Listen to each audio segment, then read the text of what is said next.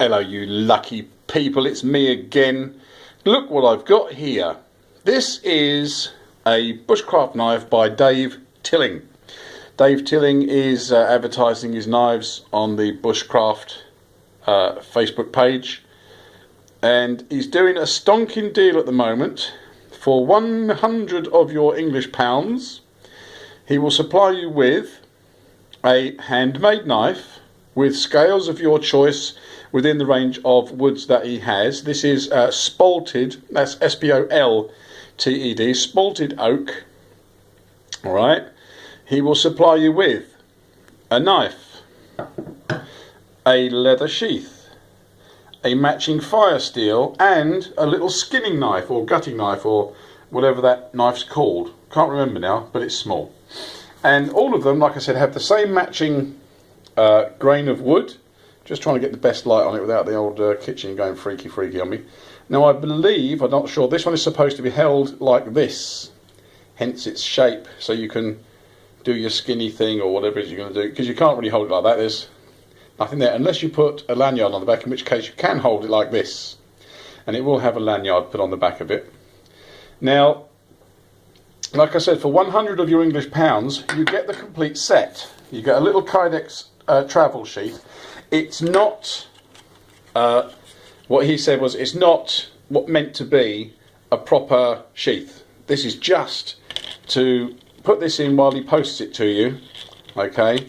That's why it's a bit, I did say to him, Dave, that's a hell of an ugly sheath, mate, I've got to say. And he said, no, it's really only just to put the knife in while it's being posted. But if you want to, you can put a piece of paracord around there and just hang it round your neck. You see, so don't worry about the state of that, which I've got to say is bloody ugly. But I've already had a word with Dave about it, and that's what we came up with. That is just a travelling sheath to get the knife to you. What you do with it after that is up to you, of course. So what you get is, like I said, you get the skinner, you get the fire steel. I've already had a scrape of it, you see, and that sparks quite nice. So you get the sheath.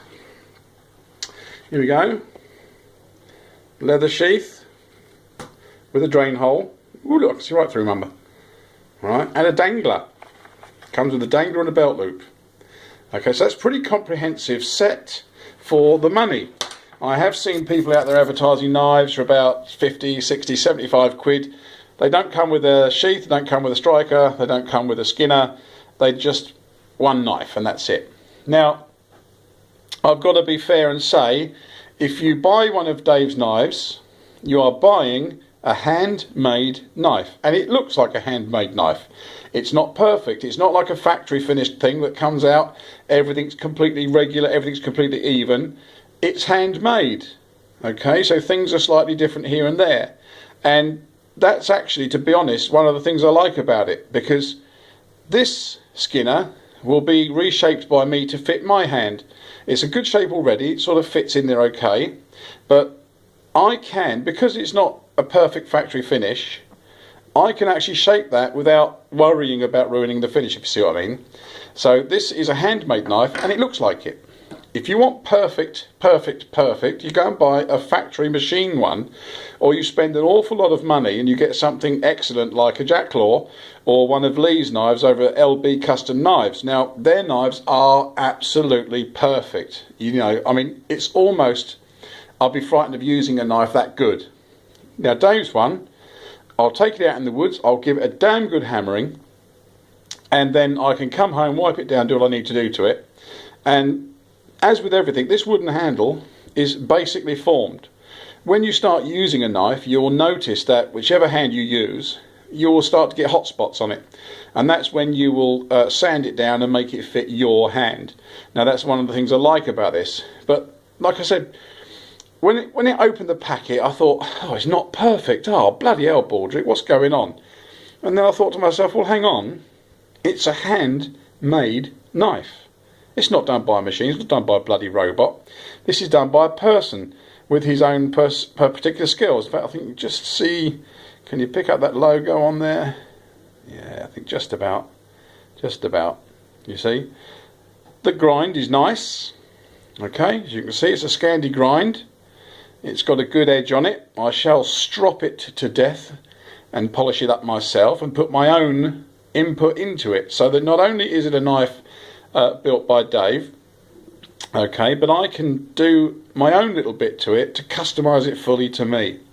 It's got the what they call mosaic pins, or the decorative pins. They don't go the same way, which I thought, again, bugger. But actually, looking at it, I quite like it now, because I can sit there, and if I was to say to someone, look, I've just made a knife, they're going to go, what a bloody good job you did of that. And in fact, today at work, I took this to work, and people have never seen a Jacklaw. They've never seen an LB custom knife. They don't know anything. You've got no frame of reference whatsoever. And I said, what do you think of this knife that Dave Tilling's just made for me? And they said, it's handmade. That is amazing. It's beautiful. It's lovely. They had not a single word to say against it. The imperfections are what makes it look handmade. If you see what I mean, am I getting my message across? If it was completely perfect, you'd have a job thinking it's not just come from a factory where they make thousands of them every day and they're all identical, they're all perfect, they all rattle out. But this one, I happen to know that even though it's a familiar pattern to Dave, my one is different to everybody else's one. This one was made for me. It'll have a slightly different grind, it'll have a slightly different shape on the handle, it'll have a slightly different this, slightly different that. And it's mine. And like I said, I can now get to this handle, shape it to my hand so that it fits me like a glove. So Dave, you've done a bloody good job there. I really like it. For the price, let's face it, for the price, £100 all in, including postage, you can't beat it, can you? You can't beat it. Yeah. Let me be really nitpicky. Let's try and find something, because I'm not here to blow smoke up anybody's arse. I'm not here to say, oh, this is the best thing since sliced bread, because I spend my own money getting these things. I don't get things to review for free, as you know. Yeah, the fire steel holder is floppy.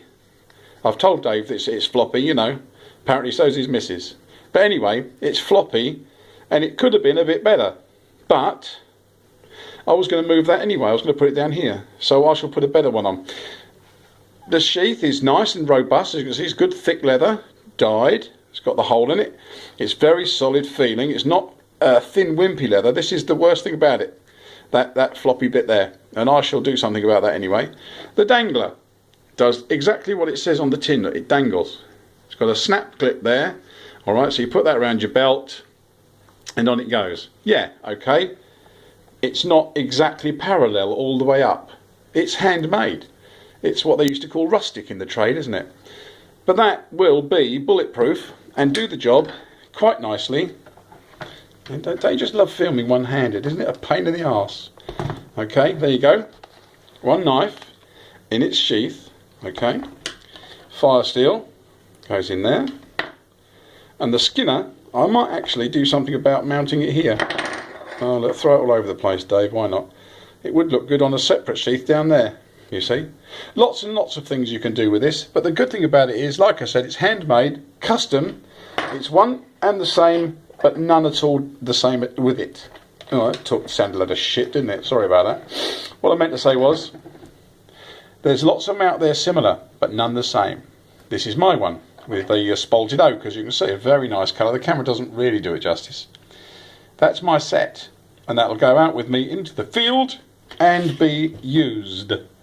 When I get a dull blade, I will strop it or sharpen it. That's fine. I'm planning on actually putting a divot up the top here for a fire steel strike place, because then I'd like to just have a little divot up there. So that's something I can do. So there you are, the Dave Tilling bushcraft knife. I'm showing you nice and close up so you can make up your own minds. Don't have to listen to me waffling on. Okay. I'll show you a good close detail of it. The handles, he's told me, he's just used a new way, or new to him, of stabilising the grips. Alright. Oh, you think that's a gap? It's not a gap there. That's just where it's a dark piece in the grain. It's not actually a gap. So there we are. Got a little liner through the lanyard hole. And there's the arse end. Look at the bum on that, as they'd say. So there we are. A quick review for you of the Dave Tilling bargain knife set. If you think you'd like one, go and see him on the Bushcraft, was it the Great British Bushcraft channel or something like that, on Facebook. You'll find it if you type in Bushcraft, and tell him I sent you, because like I said, I'm very happy with that. I quite like the shape of the blade. Instead of being a total drop point, this has got it looks a bit like a mini machete, doesn't it? I actually quite like that. So there we are, Dave Tilling, 3 weeks in the making. Sent it through, just the post office just let us down. I couldn't get it in time to take it to the Forest of Dean meet and pose like mad with it. But there it is, a very solid, very chunky piece of kit. And if you're wondering how big it is, if I put my hand next to it, alright, it's a bit bigger than your average bushcrafting knife. I think all in all it's about 10 inches long, you see. So it's got a good heft to it. Good balance. You know, put on my finger. There you are. If I can just, I'm looking through the phone instead of looking at the thing. There, look at that. Bish bash bosh. Lovely. So, the Dave Tilling knife. Very, very